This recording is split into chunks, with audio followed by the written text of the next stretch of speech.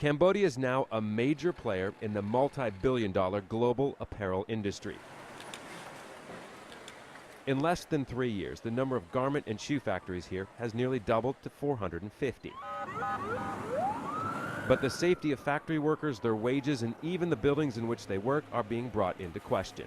In one case, a local government official fired a handgun at striking workers last year. Bo Chinda was shot through the chest. She's now back at work stitching together shoes and sat down with us during a lunch break.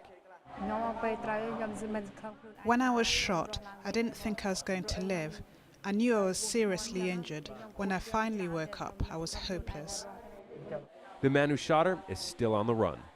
With the global thirst for fashion and the spending that goes along with it, conditions in factories like this probably won't be changing anytime soon. As companies seek to maximize their profits, they also look to keep labor costs as low as possible. The workers are mostly women and earn about $120 to $150 a month. That includes extra hours, but is still not enough for many. The majority of them, around 80 to 85% of them, are employed under the short-term contract. So with the short-term contract, you cannot say no to overtime. You cannot exercise completely or freely the right to collective bargaining or right to strike. The price of manufacturing in Cambodia is now attracting buyers from many countries, bringing with it different ideals of factory conditions and workers' rights.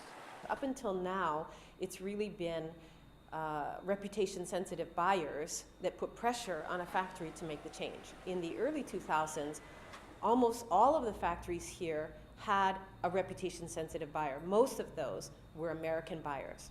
This year, in 2013, is the first year we're going to see the percentage of the garment exports to the U.S. falling below 50% of the total. So with less pressure from the buyer pushing for better worker conditions, the government will need to do more. The relative cost of clothing has not gone up in 10 years, but the expense of manufacturing has steadily increased. So until the consumer is willing to pay more, the pressure will remain on apparel companies to get the cheapest labor they can. Scott Heidler, Al Jazeera, Phnom Penh.